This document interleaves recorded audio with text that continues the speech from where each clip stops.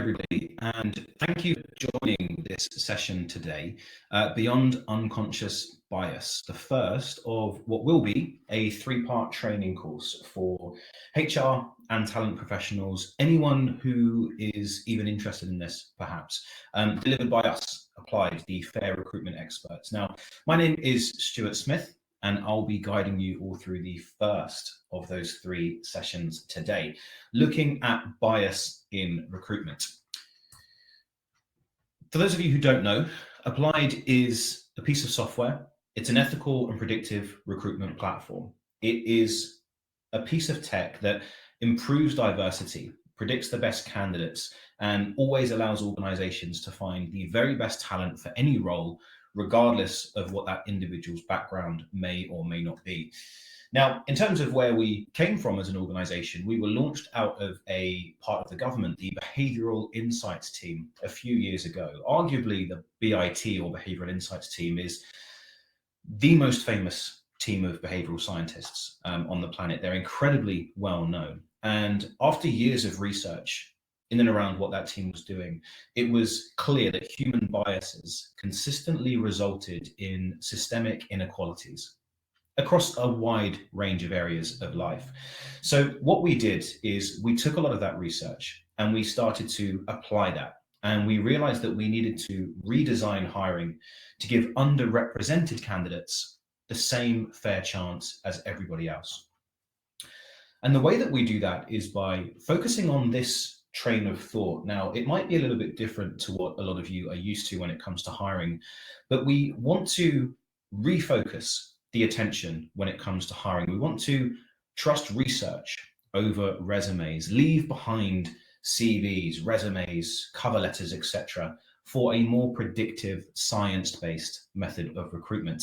And what that means is focusing on somebody's skills over their credentials. So relying less on proxies, making less assumptions about people by information that we're being fed. And then using all of that science, using that behavioral and data insight to reduce bias, to remove bias from those processes altogether.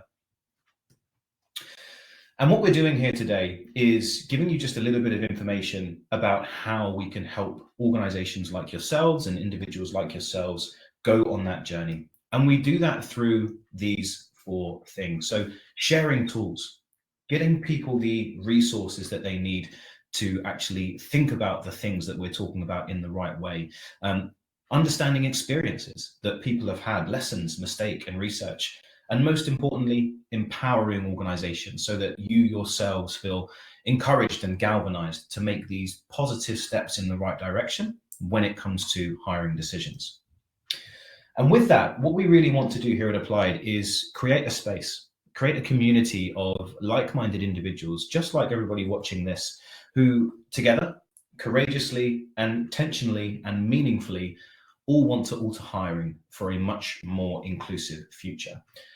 And we've worked with a wide range of organizations when it comes to this new mode of thinking around hiring, everything from young, fast-growing startups right through to some very well-established organizations across a wide range of industries and across a wide range of roles as well. Everything from graduate schemes, entry-level roles, junior staff, all the way up to C-suite and board-level hires. But what about the session today? So this is why you're all here. We're going to be focusing on bias within recruitment and specifically looking at a few things regarding how those biases actually impact recruitment. So first of all, we'll be taking a look at specifically which biases, just some of the biases that will actually have an effect on our recruitment decisions. The next thing that we're going to have a brief look into are the consequences of those biases. Now that we know they're there, what does that necessarily mean for the outcomes of the decisions that we're making? Thirdly, we'll take a little look into exactly what is the root cause for biases to occur in the first place, what makes them happen. And then lastly, we'll start to take a little bit of a depth understanding of how to mitigate bias in hiring.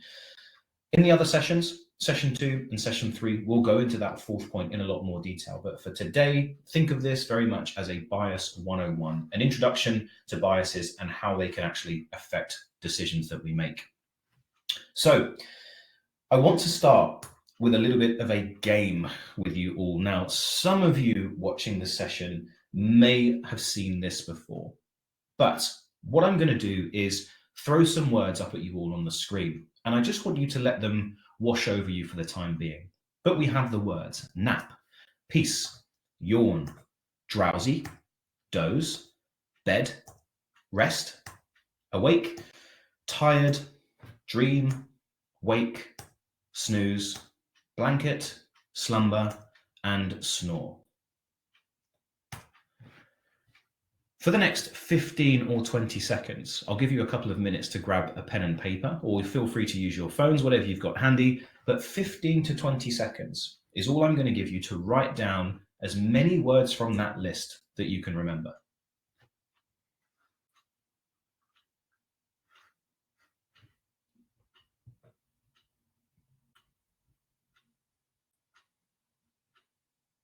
Five more seconds.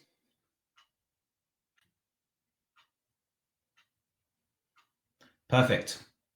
Pens down. Now, I'm going to recall some of the words from that list, and all I want you to do is just check these against the words that you remembered. Did you remember them? Maybe you did, maybe you didn't. Some of you may have written down the word dream. Some of you may have written down the word sleep. Some of you may have written down the word doze. Now, for those of you who said that you remembered the second of those three words, the word sleep, that's the word that I'm particularly interested in, because sleep is the only word from that original list that actually wasn't there at all. So what we can see here is all of the different words that we ran through a few moments ago, and you'll realize that sleep wasn't actually part of that list. So what's happened here to those of you who did remember the word sleep? Well, first of all, don't worry, you are in very good company. Normally, whenever we run this experiment, it's about 55% of people, actually, the majority of people will remember the word sleep. And that's a classic example of an unconscious bias, false memory generation, where we as humans constantly absorb information from different places. And when we're asked to recollect and recall that information, our brain will unconsciously look for themes, look for connections, and it will try and fill in the gaps. This happens time and time again in recruitment, when we might be trying to recall somebody's CV, or what they wrote on their cover letter, or which candidate was it that said that great little soundbite on the phone screens that I did earlier this week. And this is something just at the tip of the iceberg that we want to start addressing. We've got another example now as well. Quite a popular image. Again, a lot of you, I'm sure, have probably seen this image before, but there's two squares on that board that I want you to focus on. You've got square A and square B. And I just want you to ask yourself, which of those two squares is darker?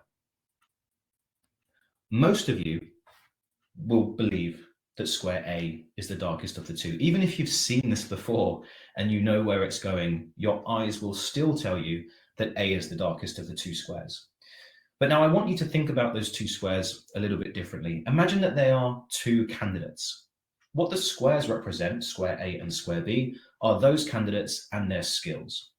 Everything else in this image is the surrounding information that we're being fed constantly when we're making hiring decisions that shouldn't and doesn't really matter to how well those candidates can do the job. So think about things like when they went to university, where they went to university.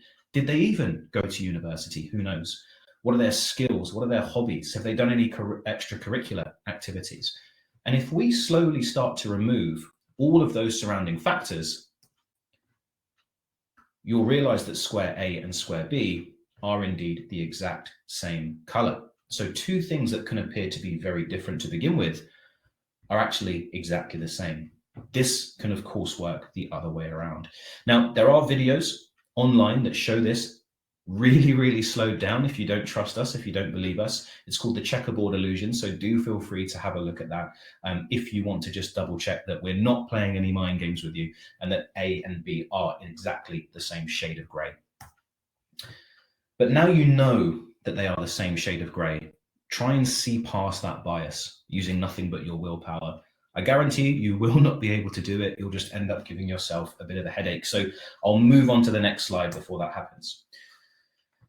We always start off with a couple of fun examples, interactive examples to get the process moving. But of course, the impacts of bias, unconscious or even conscious biases within recruitment are much more damaging and often to the same types of individual over and over again. This is a very, very well-known study, a correspondence study, whereby thousands of resumes and CVs were sent out for different individuals with just some very minute details being changed.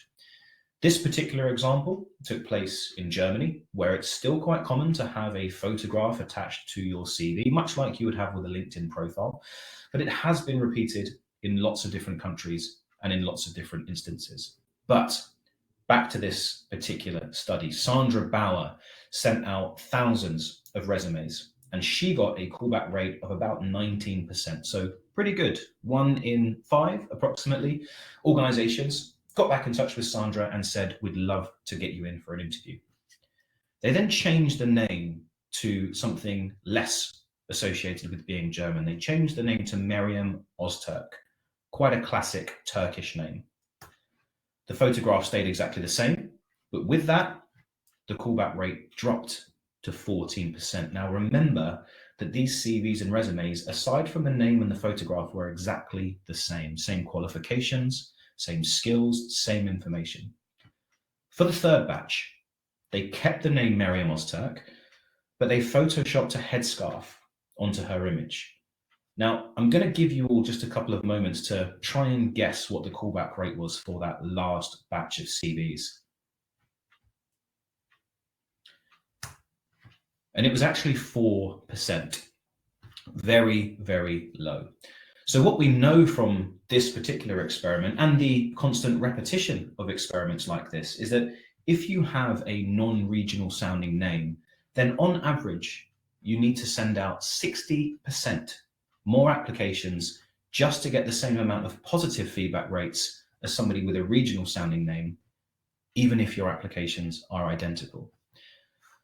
Now, the issue that we have here is that this is a bias and it's an effect which has remained largely unchanged for decades. What this graph is looking at is the UK example of that experiment, taking all the way back to the 1970s. Now, this didn't look at photographs and the impacts of photos, simply looked at the change of names and the effect that the change of names had on callback ratio. When looking at names associated with having an English heritage and names associated with having a heritage of Pakistani origin. And as we can see from this graph, that from 1973, when this experiment was first done, all the way up to the late 2010s, the effects are still just as prevalent. And the UK isn't alone in this. Studies have also been conducted in the United States with the same process, looking at callback ratio and changing the names. This time it looked at black applicants and white applicants. And as we can see here, from the 1990s all the way up to 2015, across multiple studies, again, the effects have remained largely unchanged. In fact, that experiment's been repeated 90 times in over 26 different countries, always with very, very negative results. So moving on to the second part, what are the consequences of bias in hiring?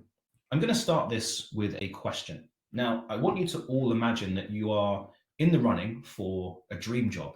Some of you might already be in your dream job, I don't know, but imagine you've got a really good opportunity and you've been given the chance to pick your own interview slot. These are the options that you have. Which interview slot would you go for? 8 a.m., 11 a.m., 3 p.m., or 5 p.m.? Now, most people tend to gravitate towards the earlier slots, 8 a.m. or 11 a.m. And the research would suggest that you're exactly right to do so. Research like this, which is very, very interesting, but also quite shocking, I would say, in equal measure. What this graph is looking at is the behavior of certain individuals compared to the time of day. Specifically, this is looking at the behavior of judges and how likely a judge would be to award parole to somebody based on nothing more than what time that person is up for parole review. And what we can see from this graph is that if you are up for parole first thing in the morning, very, very early on in the day, you have a very, very positive chance of being given parole. However, if you're then up for parole and being seen by the same judge, and it happens to be just before lunchtime, you have almost 0% chance of being awarded parole. So, through no fault of the individuals who are actually being judged or being critiqued, their chances wildly vary because of things like risk appetite, hunger, tiredness, stress, multitasking. And let's not forget that judges have to go through over 14 years of incredibly strenuous training before they're even allowed to make these decisions. And yet they are still vulnerable to these sorts of biases. In recruitment, when it comes to hiring decisions, for a lot of us, it's not our day job. It's just part of what we do. So we are even more susceptible to these sorts of biases having an effect on the way that we make decisions. And how about some other biases? What this displays is something called the rank order effect. It's a really interesting bias, but it's looking at how your interpretation of a particular person can be massively influenced by whoever you see just prior to that individual. So what this is basically saying is that if you are an average candidate, let's say you're a 3.14 out of 5, if you are seen just after the worst performing candidate within an application pile, you're going to look better. Our interpretation of that candidate is likely to increase up to a 3.26. Conversely, if you are that average candidate and you're unlucky enough to be seen just after the very top candidate, then our interpretation of you is likely to drop down to as low as 3.07. And this can have quite significant impacts on someone's ability to get through the process, even if their application is exactly the same throughout.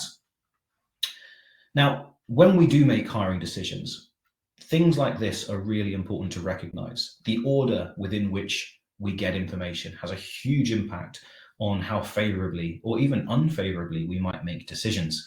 And typically, when it comes to things like cover letters or CVs, research suggests that people spend as little as 7 seconds looking at those bits of information before they've already made a decision on which candidates to put through. We've got 2 candidates here on the screen right now. We've got Sarah and we've got Isabel. Now, I'm going to bring up a list of attributes for these 2 candidates underneath their names, and I want you to just ask yourself, which one are you instantly leaning towards? Here we go.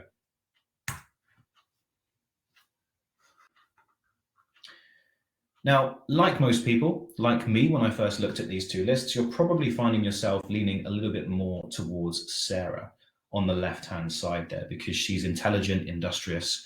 She does have some negative qualities, sure, but most of you have probably now realized that Isabel and Sarah actually have the exact same competencies. They're just in reverse order.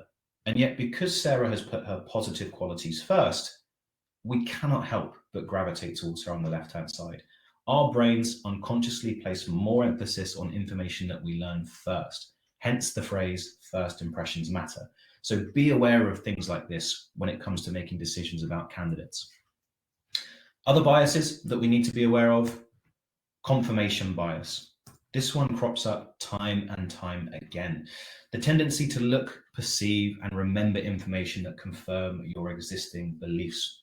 Everybody does this. Even if we say we don't, there will absolutely be some times, maybe in your personal life, where we do this.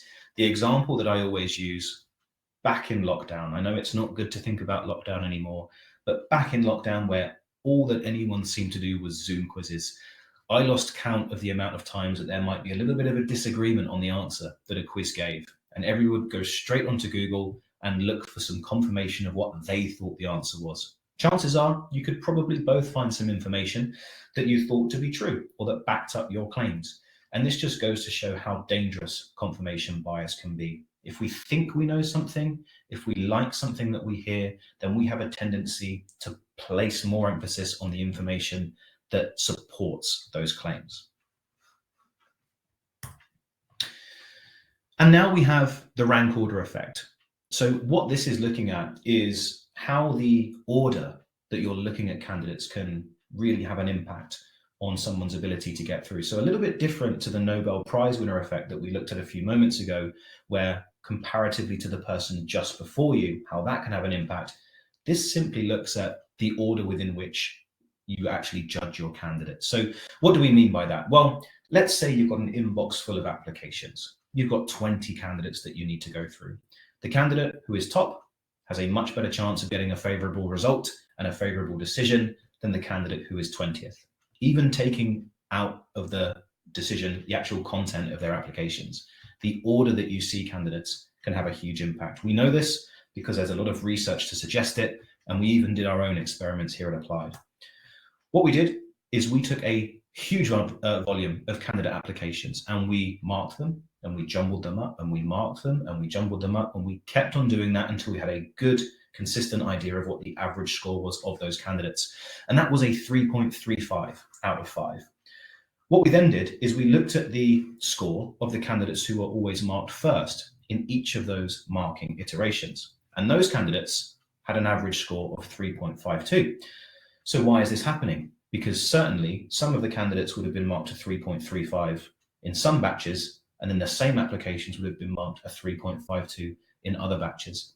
And again, it's because of this rank order effect. We're more attentive, we're more focused, we're more switched on when we first start to do activities. And that provides a distinct advantage to candidates who get their applications in early or who might be at the top of an inbox full of applications. So there are ways that we need to actually mitigate this through things like randomization of applications to make sure that there isn't an advantage to always being first, and there isn't a disadvantage to always being last when it comes to being marked or being interviewed. But you might be thinking, so what? The last two examples that we've seen, we're talking about a 3.35 to a 3.52, or the difference of a few percent here or there. Surely that's not going to make a big difference to someone's chances of actually getting through to an interview stage or even further stages in the recruitment process. You'd actually be wrong. The effects of those small differences can be incredibly significant. It can actually be as significant as being seen as the best candidate out of everybody or the 12th best, even if those two applications are exactly the same. The way that we process and we frame that information can have a huge impact on how we judge those individuals. So what might seem like little irrelevant biases, once they're actually added together, equate to much more than the sum of their parts. And they can be very, very dangerous to the recruitment process, often resulting in us missing out on key talent and particularly diverse talent as well. Now, we've covered 4 or 5 different biases so far. We've done the false memory generation right at the start of the session. We've looked at the Nobel Prize winner effect. We've looked at confirmation bias. We've looked at the rank order effect as well, was the last one. I wonder if any of you know just how many unconscious biases there are. Given that we've covered 4 already today, I wonder if any of you know that there's actually over 180 of these biases. Little pesky tricks that our brains play on us that can cause our decisions to be taken off in the wrong direction. Now, it's almost impossible to remember 180 of anything, let alone 180 unconscious biases, the effects they have, and then how to mitigate those effects. But a lot of these biases are prevalent when it comes to recruitment, and a lot of them are fed by the information that we get and the way that we make decisions. What those unconscious biases mean when added together is that we can often miss out on some really great talent, and equally so, we can often waste a lot of time interviewing bad fitting candidates, people who might not necessarily be what we're looking for the particular opportunities that we've got. Now, this graph is looking at the difference and the accuracy of predicting somebody's performance using just their CV, whilst also then measuring their on-the-job performance. So what we're looking at, each dot here represents a candidate in this particular study. Now, from bottom to top, we're looking at predicted performance. From left to right, though, we're looking at their actual on-the-job performance. And what we can see straight away is that there's a disparity between people who, when looking at their CV, were predicted to be the best in those organizations. However, what we can see is that the people who actually ended up doing better than anyone else, the people who are furthest right in this graph, weren't predicted to do the best. So there's a disconnect here between what CVs tell us and what actually happens on the job.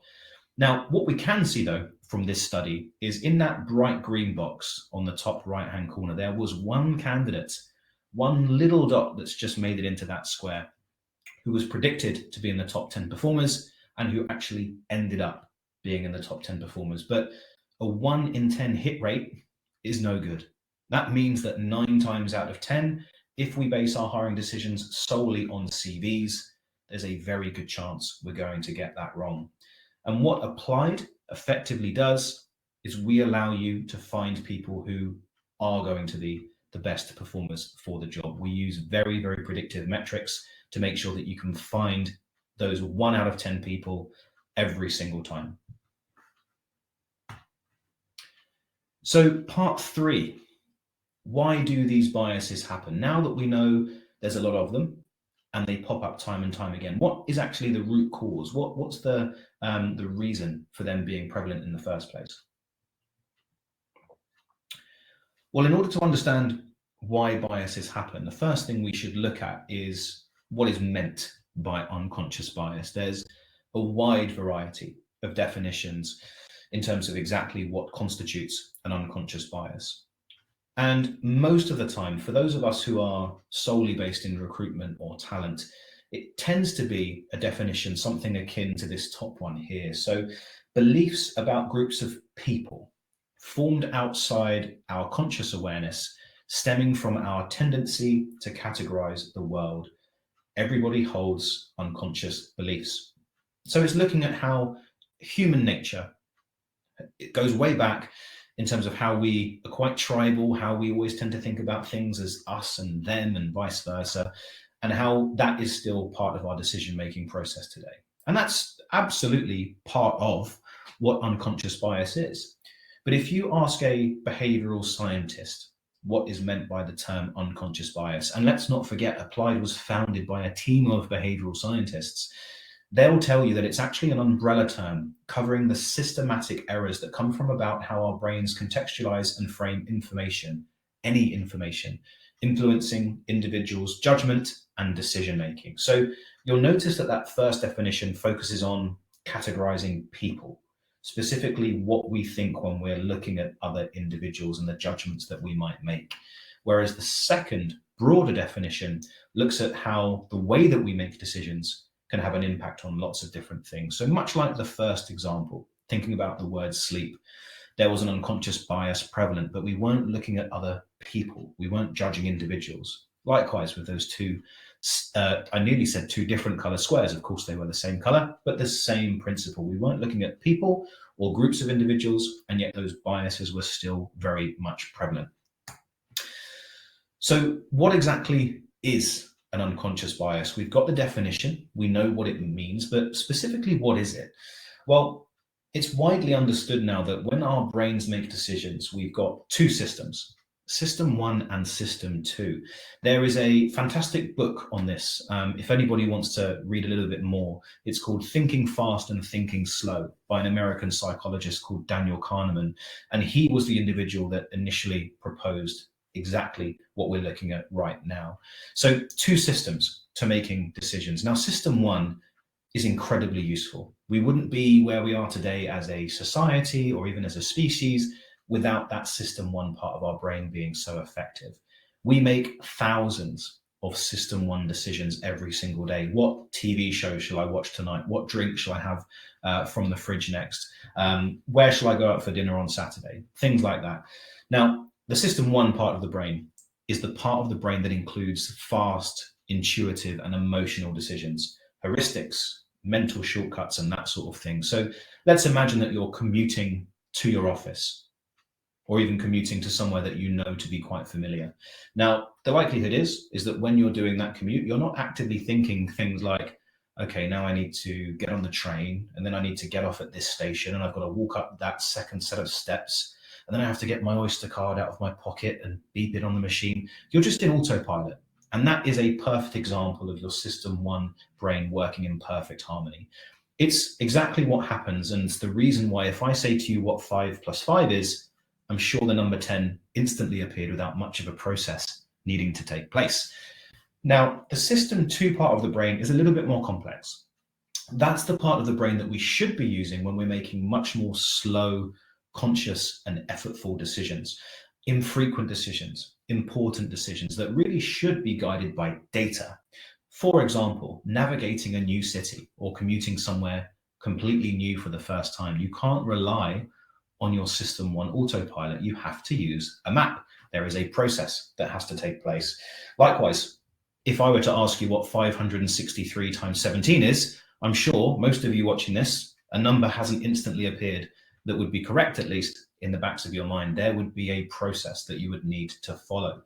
And all that a bias is when system 1 gets in the way of system 2. It runs it over. It creates a mental shortcut. So going back to that first example again, your system 2 part of the brain was trying to recollect the words on that list. And for some of you, system 1 interrupted system 2 and threw the word sleep into the list of words that you remembered. So why do these biases occur? Well, there's lots of triggers in terms of why these biases actually pop up in the first place. Things like when we need to act fast and be reactive with a process, when we need to simplify what to remember, when we're just simply being fed way too much information from different places, and when we need to navigate ambiguity. Now, one thing that I'm sure we can all agree on is that each of these things are absolutely part of recruitment. We constantly need to act fast. We constantly need to simplify what to remember. We're always being fed too much information about candidates, and we constantly need to navigate that ambiguity so we can pinpoint exactly who the best candidates are.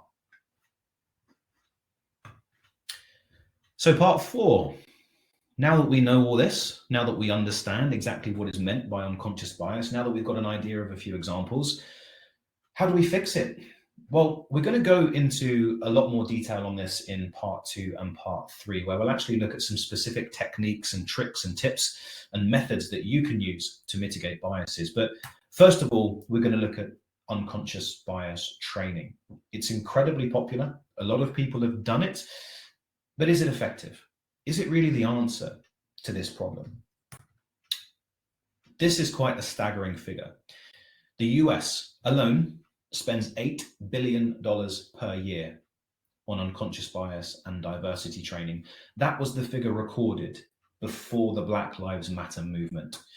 And what we can see here is that the interest over time has constantly increased. That spike that we can see there in between 2019 and 2020 was the time of the Black Lives Matter movement. But even so, there is a very, very consistent trend. More and more money is being spent on unconscious bias training, not just in the United States, but worldwide.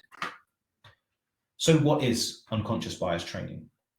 Well, the Equality and Human Rights Commission define unconscious bias training as sessions, programs, or interventions that aim at raising awareness and or teaching methods to alleviate unconscious, implicit biases.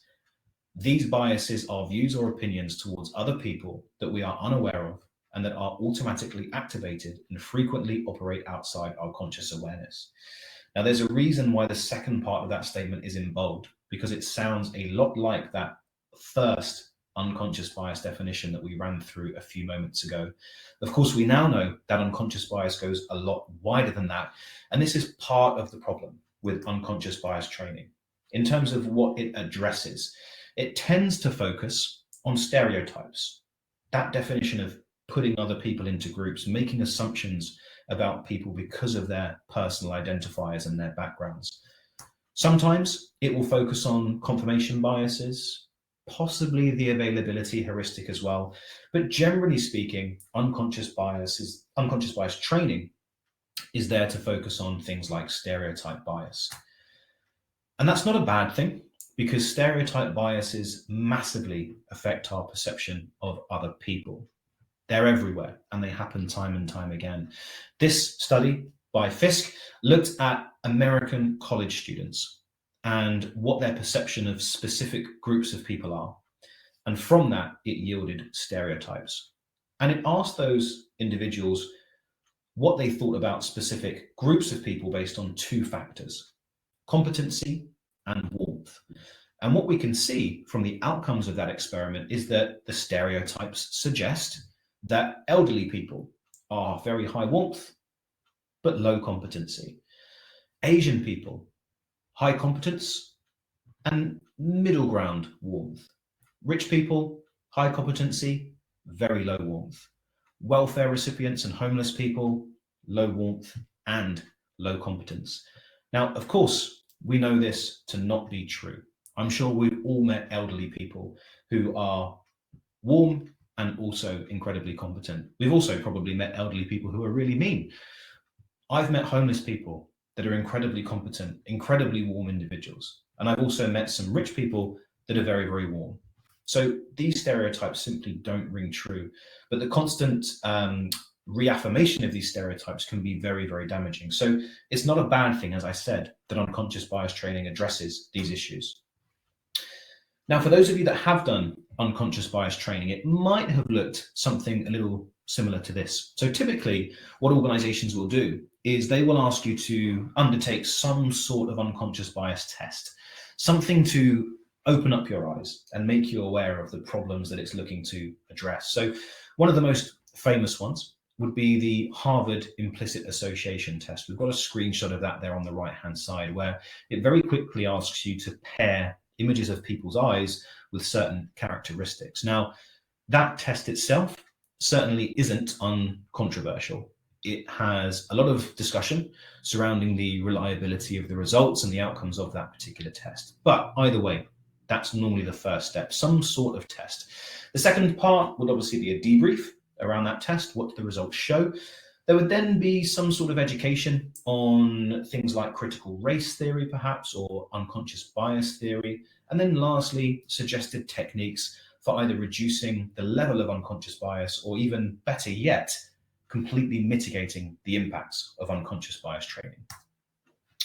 So the key question is this: does unconscious bias training work? Well, that's quite a broad question. So what we looked at here was breaking that down into different types of questions when it regards does it work. So first of all, we looked at, does unconscious bias training raise awareness? The answer is yes, it does. The studies strongly suggest that it does raise awareness. We can see there that there was a self-reported increased awareness of unconscious bias in a series of experiments done in 2014 and 2017. There was a heightened ability to detect accurately the diversity of their environment in an experiment done in 2016.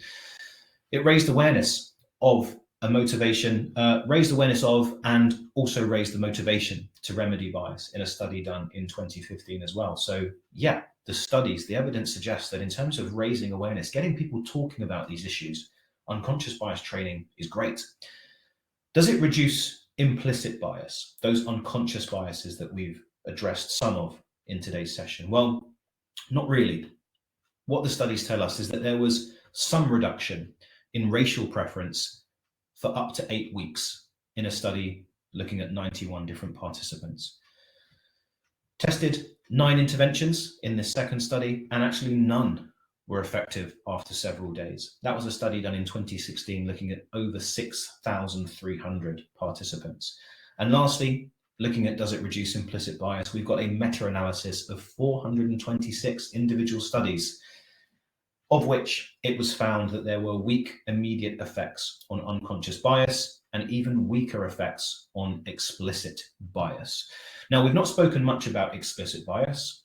I like to think that it's not as prevalent as unconscious bias, and that certainly those that are promoting and showing signs of explicit bias are becoming fewer and fewer. It's basically people who are knowingly acting on their biases for the wrong reason. So does unconscious bias training address explicit bias? The people who are looking at the Merriam-Ozturks of this world and saying, I don't want to hire somebody with that particular surname.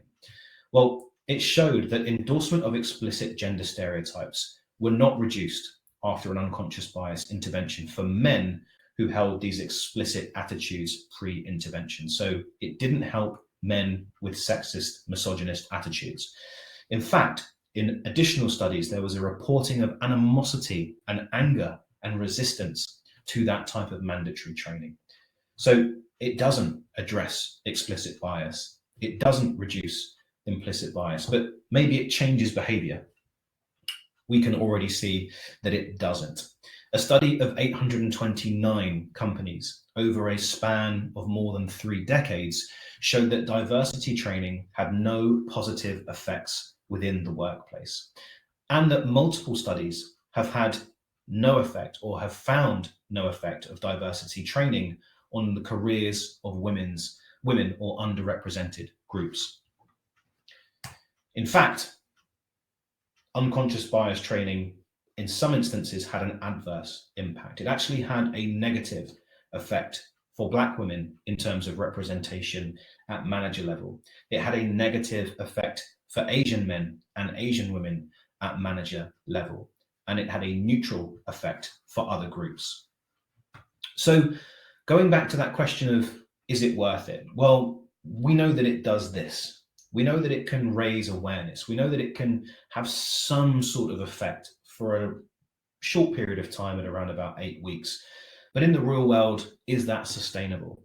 Well, a group of economists took those impacts, knowing that it would raise awareness and for a period of 8 weeks, and they modeled that against a company that we all know. It looked at Starbucks.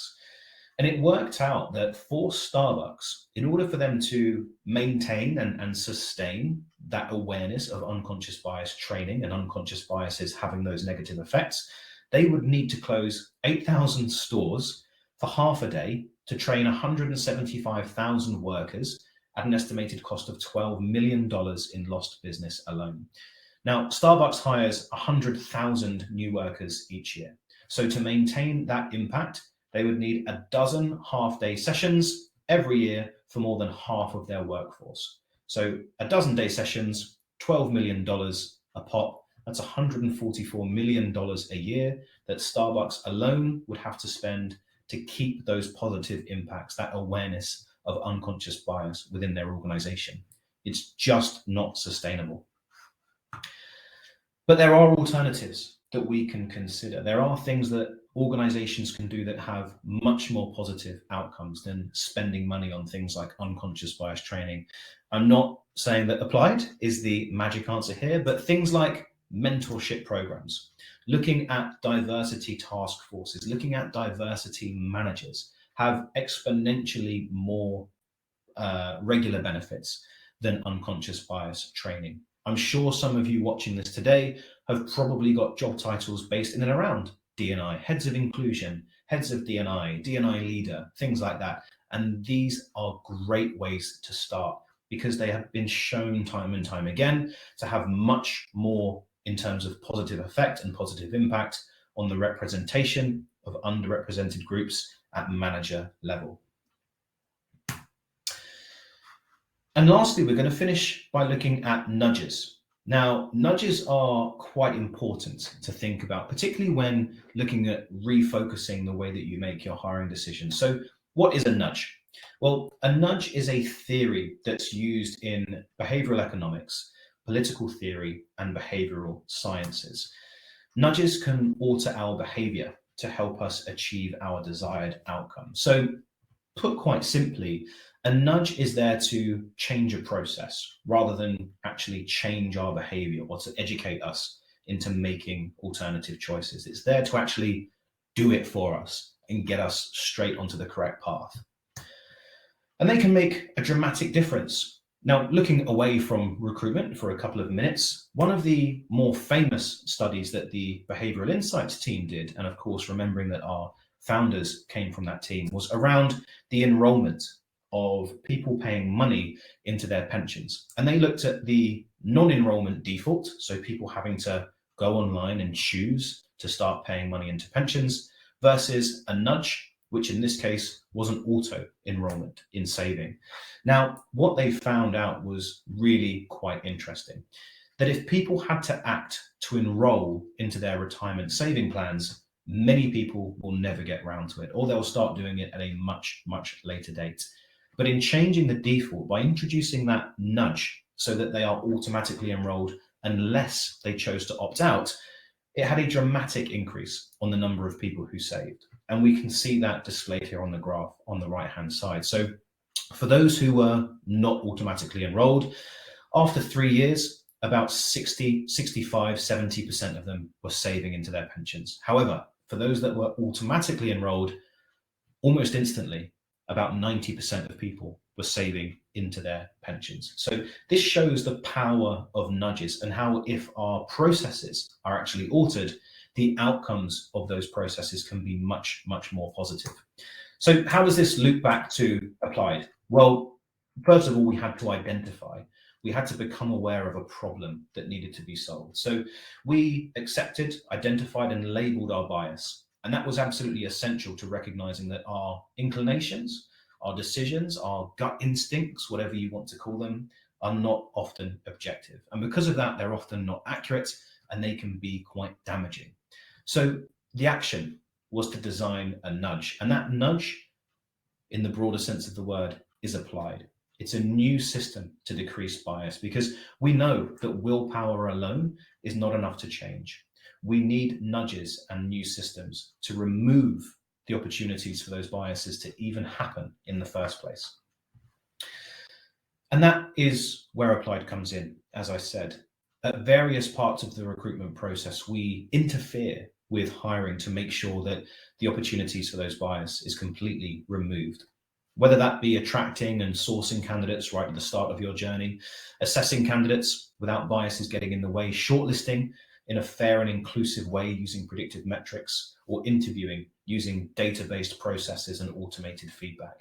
You can be safe in the knowledge that this is a process where biases won't be guiding your decisions, and you will always be able to find the right candidates for any role, regardless of their background. Now, earlier on, I showed you a very quick snapshot of just some of the organizations that have used the platform, and it's important to quickly run through the benefits of a process like applied. I'm sure you're all wondering whether or not it actually works. Well, we've gathered a lot of data across each organization that uses the platform, and these are just some of the benefits that we've been able to massively improve across the board. Up to a 4 times increase in ethnic diversity of candidates, a 22.5% boost in first year retention rates, a 9 out of 10 candidate experience rating, and that's across over 650,000 candidates who have applied for jobs across our platform, and a 3 times increase in interview to offer rate. To quickly clarify, that's basically saying that to find the best candidate, you won't need to have anywhere near as many interviews, allowing you to save a lot of time throughout the recruitment process. But for me and for a lot of people here at Applied, this is the statistic that we are most proud of. We know that about 60% of all of the hires that have been made using Applied would not have been made using CV sifting alone. Those individuals would have missed out. And yet using our process, they've outperformed every single other person that they've been competing against. What this means is that you're giving everybody a fair chance, you're removing bias from the process, and you're getting a much higher quality of candidates coming through your pipelines. Not only that, but a more diverse cohort of candidates coming through your pipelines as well. And with that, we are at the end of this first session. I hope you enjoyed it. If you want to have a look for me on LinkedIn, feel free to search, feel free to add me, ask away any questions that you might want to do on this first stage. My colleagues will be guiding you through part 2 and part 3. But what I'd like to do with the final moment of this session is to just actually invite you all to try the implicit bias test, the Harvard implicit bias test that we spoke about a little while ago in this session. Have a click around, have a think about what it generates. Do you trust it? Are you in agreement with the results? But just start to get a feel of the sorts of things that unconscious bias training focuses on. But thank you very much. Hopefully you enjoyed today's session and got some value from that. Part 2, we'll be looking at how you and people within your organization can specifically assess people without biases getting in the way. On top of that, you can head to our website. There's lots of different resources that you can download, that you can interact with. webinars, training days, masterclasses, you name it. There's lots of content for you on there. And lastly, the best way to keep up to date with what we're doing here at Applied is to head onto our website and sign up for our newsletter, or just simply give us a follow on social media. But that's everything from me. Thanks again for your time, and we'll speak to you soon.